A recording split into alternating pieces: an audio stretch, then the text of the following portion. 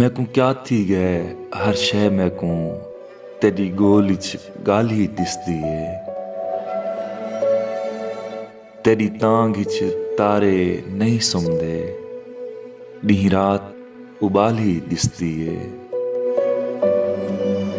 हंज हंज दे नाल भवेंदे हुए अख मूंज दी माली दिसदी है। तेरी पींघ दा ताबिश ख्याल आवे मैकू चांदरे च टाली दिसदी है।